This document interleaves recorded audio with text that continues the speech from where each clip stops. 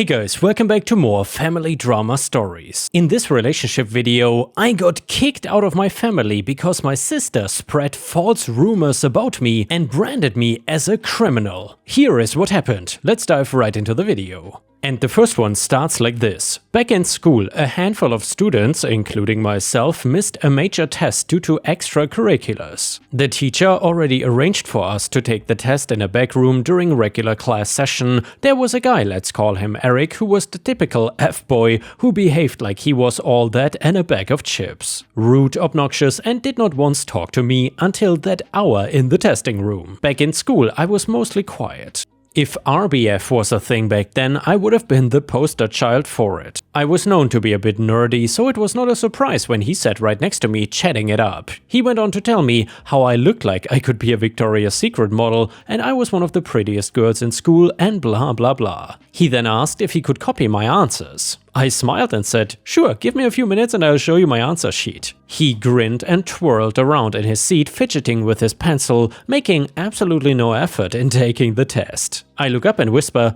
"Done, hurry up and copy." With no hesitation whatsoever, he hurriedly copies my work. I told him to walk away first so it wouldn't be suspicious. He did, and as he was leaving, he did a weird salute and laughed at the other students still taking the exam. As soon as that door shut, I erased the answers I gave him and filled in the correct answers. I turned in my work shortly after, and the teacher said she would take a week to grade them. During that week, Eric did not say hi to me at all. When he did look in my direction, he would elbow it to his friend to laugh at me. I could not wait until he got his results. The day finally came, the teacher handed us back our graded tests, and the way he stood up, shocked, shouting, "An F!" and ran over to me to see my A+ grade. It was just chef's kiss. He definitely stopped laughing at me after that. And yeah guys, with this funny petty revenge story, we will now pivot over to the title story, which is way more serious, and it is titled, "I got kicked out as a teen for false SA rumors spread by my golden child sister." And of course, SA stands for SEXUAL, assault. So I was 17 when it all started. I was a senior in high school. I was focused on my studies and planning for college. Lily was 15, a sophomore, and as usual the center of attention in our household. She was the star of the school play, captain of the debate team, and seemed to excel effortlessly at everything she touched. Meanwhile, I was just trying to keep my head above water with my AP classes and part-time job at the local grocery store.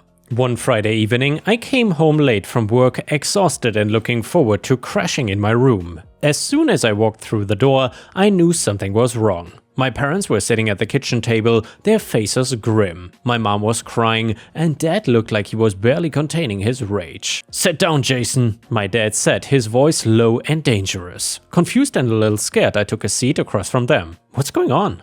Mom let out a choked sob. My dad's jaw clenched. "We know what you did to your sister." My mind raced, trying to figure out what they could possibly be talking about. "What? I didn't do anything to Lily." "Don't lie to us." Dad slammed his fist on the table, making me jump. "Lily told us everything. How could you? She's your sister." Still completely lost, I looked between my parents.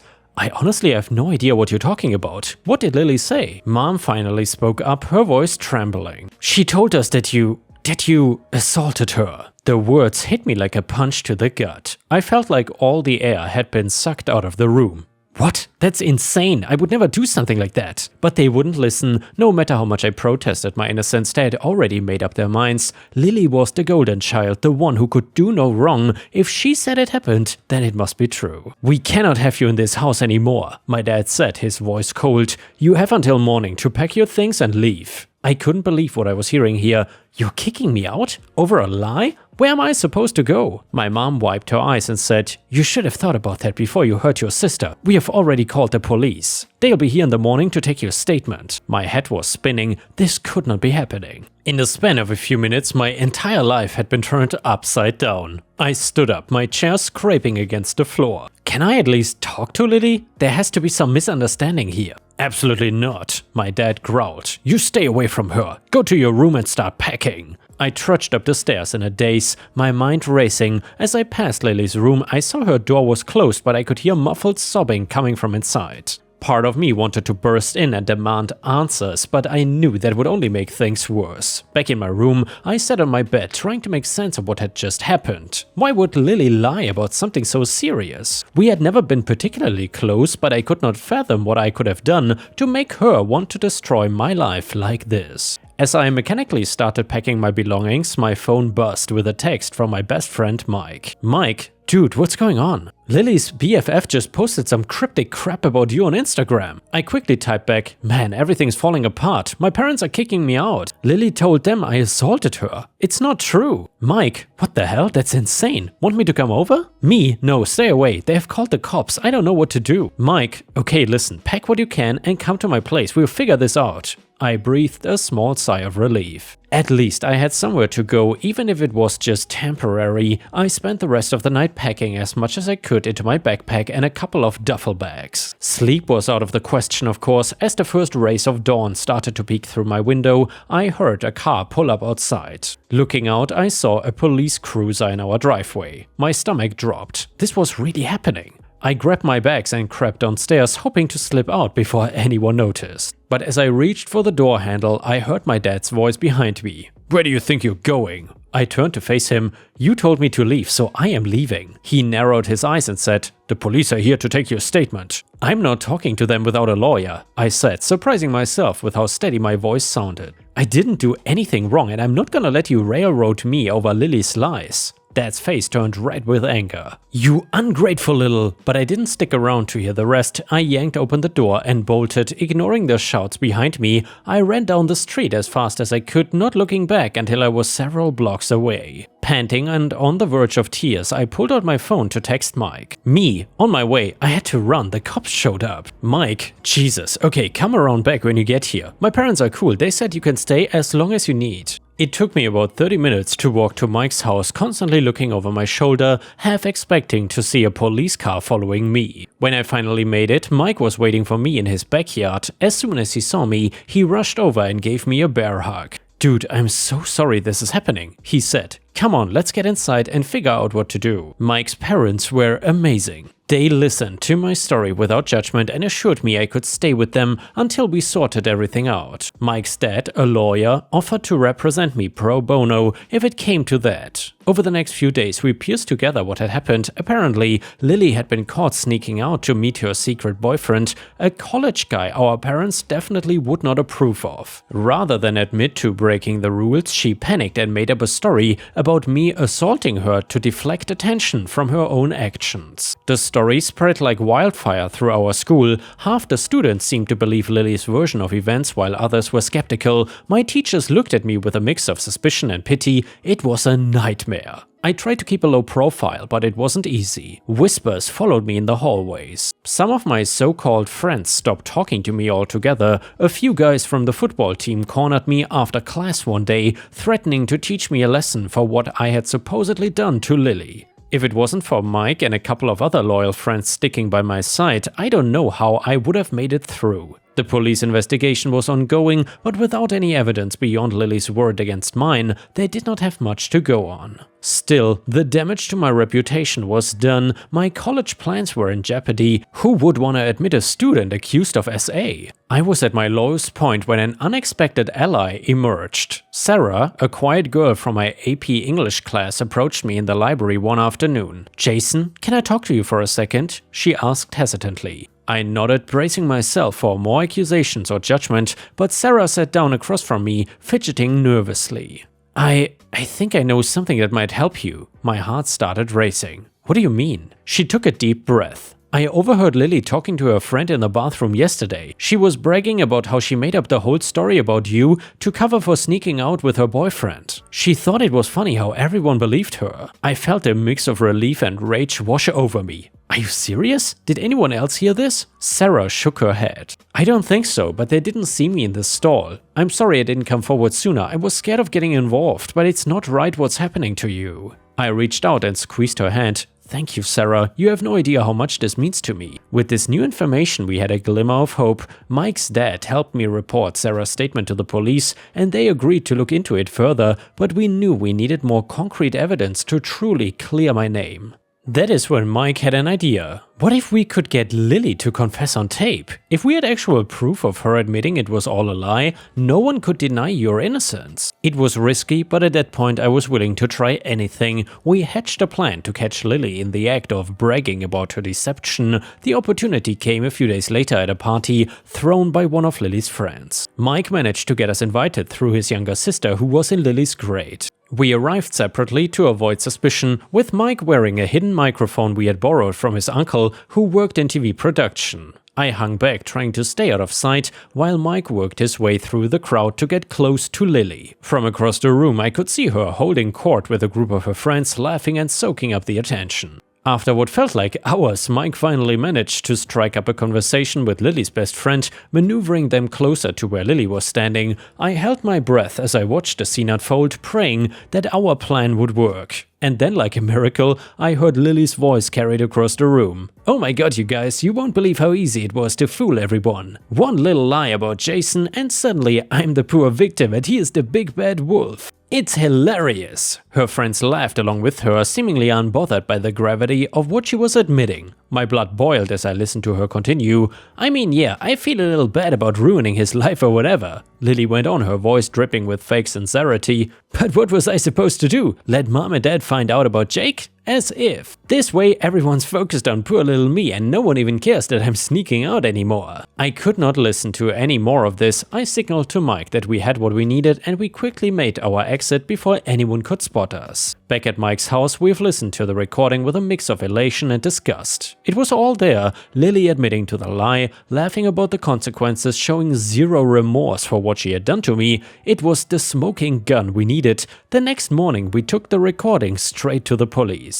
They were shocked by what they heard and agreed to reopen the investigation immediately. Within days, Lily was brought in for questioning and faced with the evidence of her own words. She finally broke down and confessed to making the whole thing up. The fallout was swift and severe. Lily was arrested for filing a false police report and faced potential charges for perjury. The story made local news and suddenly everyone knew the truth. My name was cleared, but the damage to my reputation and my family relationship felt irreparable. My parents were devastated. They came to me begging for forgiveness, saying they should have believed me from the start, but I could not bring myself to absolve them so easily. Their betrayal cut too deep. "I'm sorry," I told them, "but I cannot just pretend like none of this happened. You were ready to throw me to the wolves based on nothing but Lily's word. You did not even give me a chance to defend myself." My mom was crying and my dad looked like he had aged 10 years overnight. "We know we messed up, son," he said. "Please just come home. We can work through this as a family." But I shook my head.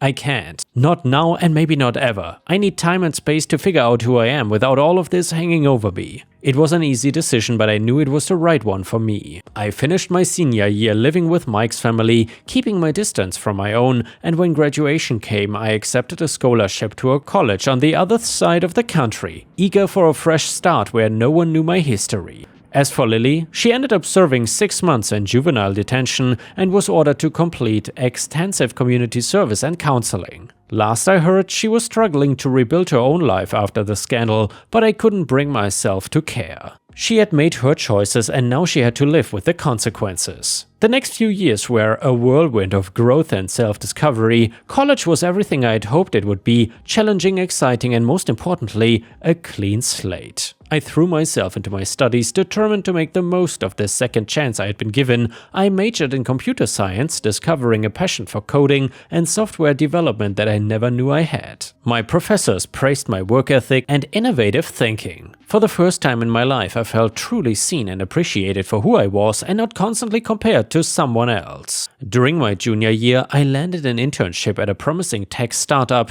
The work was grueling but exhilarating, and by the time I graduated, they offered me a full-time position with stock options. I jumped at the opportunity, eager to prove myself in the real world. The next few years flew by in a blur of long nights, countless cups of coffee, and breakthrough moments. Our little startup grew exponentially, attracting major investors and expanding our team. I climbed the ranks quickly, eventually becoming the lead developer on our flagship product. And then, 3 years after I joined the company, it happened. We were acquired by a tech giant for an astronomical sum. Suddenly, those stock options I'd been granted as a naive college graduate were worth millions. I was 26 years old and set for life. It was surreal. I bought a sleek apartment in the city, invested wisely on the advice of a financial planner, and even treated myself to the sports car I dreamed about as a teenager. But more than the material things, I reveled in the sense of security and independence I had achieved. I was beholden to no one, answerable only to myself, and throughout all of this, I maintained my distance from my family. Mom would occasionally send tentative text messages on holidays or my birthday, but I kept my responses brief and non-committal. Dad tried calling a few times in the beginning, but eventually gave up when I made it clear that I was not ready to reconnect. As for Lily, I heard through the grapevine that she had struggled after her stint in juvie. She had managed to graduate high school barely, but college was out of the question with her record. Last I knew, she was working as a waitress in our hometown, a far cry from the golden future everyone had once predicted for her. And now let's move on to the next story. It starts like this. If there's one thing we Brits love more than anything, is having a good old family barbecue when the weather is nice. This is mostly because the weather never used to be nice enough to be able to have regular barbecues, so when we get the chance to, we go full ham on it. And I suppose they mean that literally. Not meaning to boast, but kind of have to tell the story. So I was close to retirement, and I had enough money saved up to buy a house way out in the country, away from the hustle and bustle of city life. I swapped out polluted air for fresh country air. What they don't tell you is that fresh country air most of the time smells like manure. The house I got was a farmhouse with a barn conversion for the garage and a huge scope of land that incorporated a river at its far side.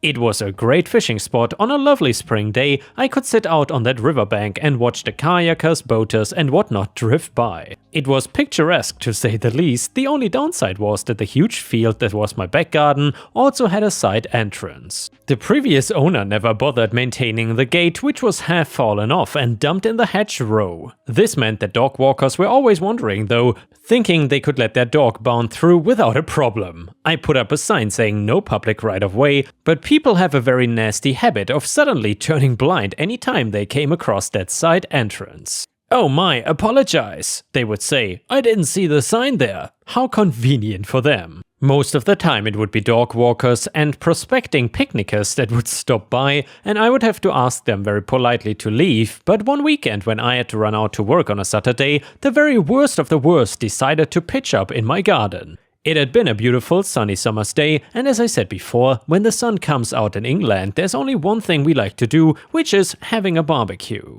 I wish that I could say that when I came home from work, my family had gotten the barbecue up and running and in full sway. Well, someone had a barbecue up and running and in full sway, but it was not my family. So I came home from work sometime late into the afternoon, and as I'm pulling up into the driveway, I can see thin wisps of smoke out in the back garden. At first I was shocked and rather worried. I thought that maybe a fire had broken out in the backfield or something. I scrambled out of the car, phone already out and in my hand, but before I had the phone up to my ear, I can already hear noises of merriment. I honestly don't know how to describe the feeling I was feeling when I turned the corner and I see a family of Karens and Kyles in my back garden messing around and enjoying a typical British barbecue. There were hot dogs and burgers everywhere. A couple of the Kyles were arguing over whether the chicken was cooked, and several children were running around and causing mischief. I approached them and they seemed almost to completely blank me as they sang along out of tune to the music, but once I had fully infiltrated the group, they seemed to suddenly notice a stranger in their midst. "Oh, excuse me, this is a private party," a Karen piped up. "Well, that's okay, because this is private land," I replied. This certainly put a dampener on the mood, as several Karens and Kyles now started to congregate to find out what all the building fuss was about. I felt like I was being circled by wolves or sharks. Their entitlement was like a pheromone that sparked all the others into action. We started to get into a little debate about who had right of way and who should be leaving. So I informed them that this is my land and there's a sign up that even states as much by the gate. They would have had to drive past it when they brought their cars in. "We did not see any sign," a Kyle grumbled. Of course he didn't, they rarely ever do. "I've been having barbecues here for years," a Karen says. I singled this one out as the matriarch of the herd of entitled Karens and Kyles. That was a new one on me, but then I have no grounds in which to call her a liar. Maybe she was the one that broke down the fence in the first place and the previous owner, the one I bought the house from, simply did not have the guile to stand up to an entitled Karen, but I was having none of it. That may be the case, but I've recently bought the house and the property and I don't wish to have random people having barbecues on my land. I tried to be as polite as possible and they were understandably upset, seeing as they were mid-barbecue and all. Had they been polite in return, I would happily have let them finish their party and move on, but no, the head Karen decided that she was gonna make a fuss out of it all. We have just been coming here for years and we're not gonna stop just because you said so. I was quite surprised at how quickly she went on the offensive. I tried to be a reasonable person, but the second I realized there was gonna be no talking this Karen down, I decided it was time to bring out the big guns. I'm more than happy for you to stay for another couple hours, but you cannot come back here, okay? It is private property and if I see you in my garden again, I will have to call the authorities. Honestly, that was such a bad mistake. I quickly came to realize that Karens and Kyles hate it when you use their own tactic against them.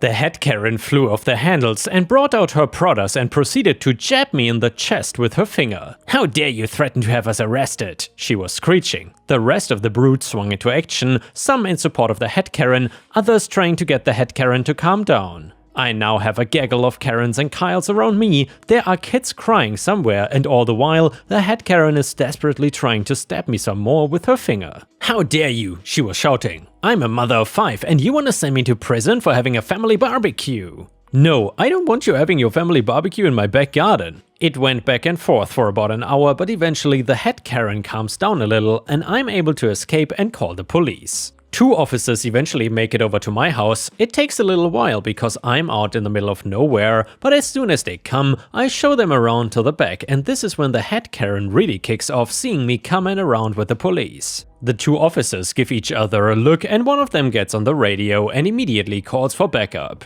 I was expecting paddy wagons, riot control, the flying squad, that's what we call our armed officers in the UK, but in a matter of minutes there are a large number of officers pulling into my garden. They must have called a code Karen or something. The head Karen makes a beeline for me and she is ranting so hard her face is bright red. "How dare you? You've ruined my family barbecue and we don't get to see each other very often," and so on. The police officer is doing his best to calm her down, but I had the distinct feeling that he was only getting Karen even more riled up. Then I say it, the worst thing I could have said. "Well, you shouldn't have started on me then." And bam! Next thing I know, my face is stinging so hard that when my vision comes back, Karen is on the floor and the police officer on top of her, slapping the handcuffs on. When it's all done and dusted, I give my statement and the police officer asks me if I want to press charges and I'm like, most bloody definitely. All the Kyles and Karens get escorted from my property, some of them even get arrested for starting something with the police. At the end of it all, after the court hearing, they are fined for trespass and destruction of personal property, from where they had made a mess that they didn't clean up on account of being arrested and forced from my garden. The head Karen is charged with aggravated assault and while it was only a minor infraction, she still ended up doing some time. With the money I got from the Karens and Kyles, I was able to plant a rather large prickle bush to stop any more deviants from stepping into my garden,